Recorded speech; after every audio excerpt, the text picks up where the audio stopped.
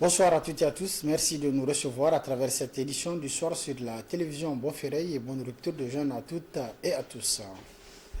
La Commission électorale nationale indépendante CENI se prépare pour le vote des représentants de la diaspora au niveau de l'Assemblée nationale. C'est dans ce cadre que son président a fait le point aux partenaires techniques et financiers ce matin. C'était donc au cours d'une rencontre d'échange. Ces élections partielles sont prévues dans 15 pays de par le monde. Résumé de la rencontre avec Balma Bourema et Omar Boukari. Environ 205 000 Nigériens de la diaspora sont appelés aux urnes le 18 juin prochain pour les élections législatives partielles. Ils auront à élire leurs 5 représentants à l'Assemblée nationale du Niger. Ils sont repartis dans 601 bureaux de vote installés dans 15 pays, dont 12 en Afrique, 2 en Europe et 1 en Amérique. C'est pour faire le point des préparatifs et annoncer les nouvelles articulations dans l'organisation de la Commission électorale nationale indépendante CENI que le président de l'institution a convié les représentants des partenaires techniques et financiers et les pays concernés par le vote. Sur une estimation initiale de 119 998 électeurs attendus, le traitement biométrique du fichier a validé 205 314 électeurs inscrits, enregistrant ainsi un taux de progression de réalisation de 171,09%. Cet enrôlement s'est déroulé dans les 15 pays suivants. Je les énumère: l'Algérie, le Bénin, le Burkina Faso, le Cameroun, la Côte d'Ivoire, le Ghana, le Mali, la République fédérale du Nigeria, le Royaume du Maroc, le Sénégal, le Tchad, le Togo pour l'Afrique, la Belgique et la France pour l'Europe, ainsi que les États-Unis pour les Amériques. Dans l'organisation administrative de la CENI, Maître Isaac Souna a fait une présentation sur les objectifs, les résultats attendus pour que la CENI soit véritablement indépendante. Comme vous le savez, depuis la loi de 2017, la CENI a été érigée en institution permanente chargée des élections. Vous avez été témoin de la qualité de l'organisation des dernières élections décrites ci haut. La CENI entend pérenniser les succès ainsi engrangés dans la réalisation de sa mission. Elle s'inscrit ainsi à cette fin dans la logique de perfectionnement de ses outils et de professionnalisation continue de ses cadres. La CENI a préparé, dans le cadre de l'approche cycle électoral d'une institution permanente, un projet de modernisation et de renforcement des capacités avec l'appui du programme des Nations Unies pour le développement.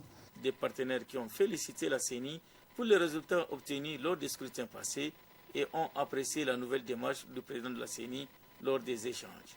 Mais nous sommes un partenaire de la CENI, nous les accompagnons pour la conduite du cycle électoral. Donc cette réunion nous a permis de faire un peu le bilan du processus passé avec de très bonnes conclusions, notamment sur la qualité du fichier biométrique qui a été mis en place, mais aussi les dispositions qui sont en cours pour non seulement l'enrôlement de la diaspora, mais le scrutin du 18 juin qui est programmé dans 15 pays. La pandémie de la Covid-19 n'a pas permis le recensement général des Nigériens de l'extérieur en 2019. Il a fallu en octobre dernier pour que cet enrôlement se fasse. Et les élections partielles sont prévues pour le 18 juin prochain. Volet Ramadan de cette édition, la communauté musulmane a débuté donc hier, jeudi 23 mars 2023, le jeûne du mois béni du Ramadan, un mois dont la première décade constitue une miséricorde pour le fidèle musulman. Plus de précision avec Aïcha Aboubakar et Ibrahim Idi. Ramadan est le 9e mois du calendrier hégirien, un mois au cours duquel le fidèle musulman consacre 29, voire 30 jours de jeûne obligatoire à son Seigneur. Un mois sacré dont les 10 premiers jours ou première décade est miséricorde, explique la prédicatrice Fatouma Moumouni. Ces 10 premiers jours, nous avons une option qui nous garantit la miséricorde d'Allah, c'est de faire miséricorde aux créatures d'Allah. Irhamu fil ard, yarhamukum fis sama. faites miséricorde sur terre et celui qui est dans les cieux, Jalla wa ala, vous fera miséricorde. Pour ce mois béni de Ramadan, dans la miséricorde, ces 10 jours de miséricorde, c'est les moments de partage, les moments de réconciliation, les moments de pardon, les moments de rassemblement familial, les moments de changement. Qu'est-ce qu'il faut faire? Il y a le repentir sincère. Accueillons ce Ramadan avec les cœurs légers.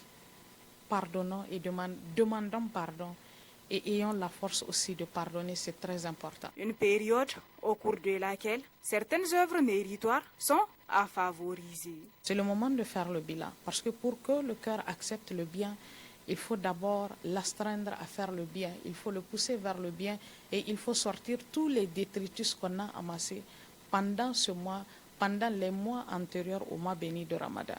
C'est pourquoi, pour avoir le cœur léger, pardonnons et demandons pardon. Éloignons-nous aussi de toutes les attitudes qui pourraient nous conduire à la colère d'Allah Tabaraka wa Ta'ala et qui pourraient aussi donner ou bien diminuer ou bien restreindre la grande récompense allouée à ces 10 premiers jours.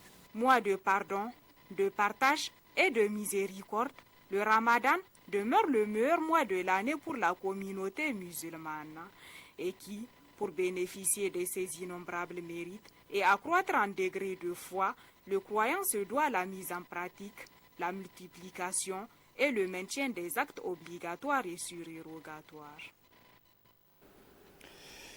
À la découverte d'un fruit riche en eau et d'autres nutriments essentiels pour le corps, il s'agit de la pastèque disponible et fortement consommée par les jeûneurs, surtout en cette période de canicule.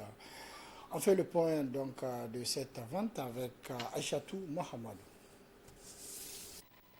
Sur des charrettes, des tricycles servant de transport, les différents points de vente de fruits, elle est disponible et attire les regards sur chaque point de rue. Ici, nous parlons de la pastèque, fruit source de vitamine C qui favorise la santé de la peau, le système immunitaire et la fierté de ceux qui se sont lancés dans sa commercialisation. En ce début du mois de jeûne, quelques revendeurs de ce fruit se plaignent du prix rehaussé au niveau des grossistes.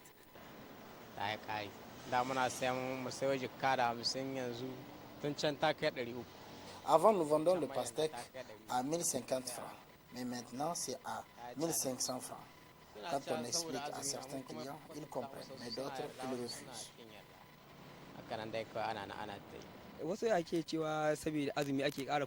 Les gens disent que c'est à cause du mois de Ramadan que les prix ont augmenté. Or, ce n'est pas le cas. La cherté des produits démarre au niveau des grossistes. Nous aussi, on est obligé d'augmenter.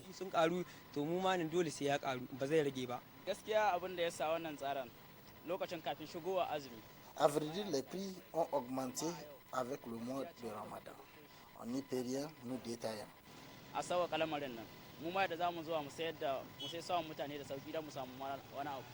Du coup, le changement constaté de son prix par les clients fait en sorte que certains réfléchissent avant de se lancer dans la négociation des prix.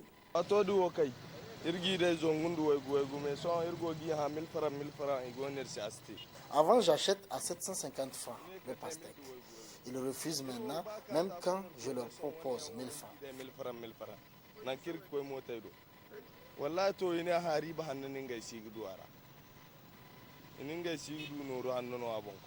Consommée pour son niveau modeste de déshydratation, la pastèque est connue aussi pour certains de ses bienfaits tels que les bienfaits cardiovasculaires, l'amélioration de la digestion et la réduction de la tension artérielle.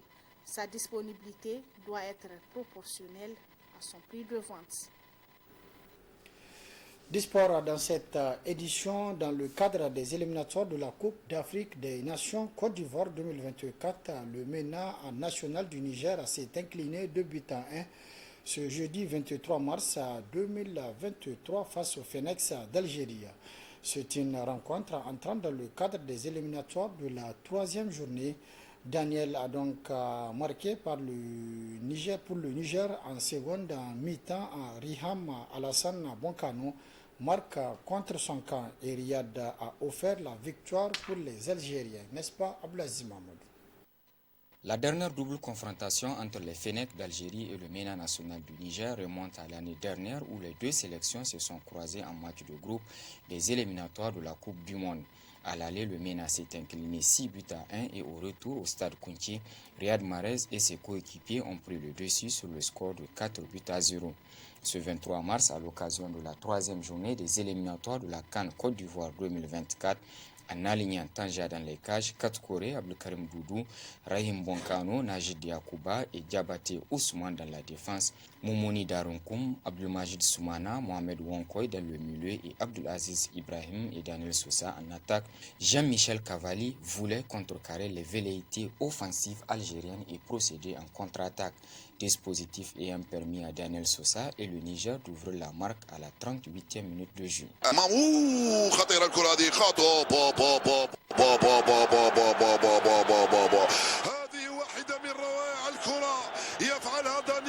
Au retour des vestiaires, cédant sous la pression adverse, Rahim Bonkano marque contre son camp à la 54e minute de jeu avant que Riyad Mahrez ne donne la victoire au Fennec à la 88e minute de jeu.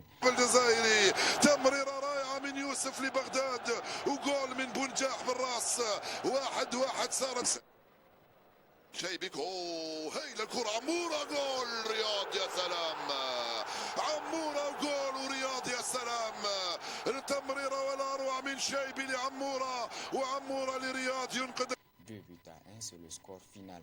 Si le MENA a su résister dans cette rencontre et éviter la raclée, cependant le staff nourrit beaucoup de regrets et doit vite récupérer car le match retour est prévu ce lundi 27 mars 2023 au stade olympique Hamadi Agribi de Radès en Tunisie. Le stade général Séni Kountio de Niamey étant toujours suspendu. Au terme de cette troisième journée, l'Algérie occupe toujours la première place avec 9 points, suivi de la Tanzanie victorieuse 1 but à 0 en Ouganda.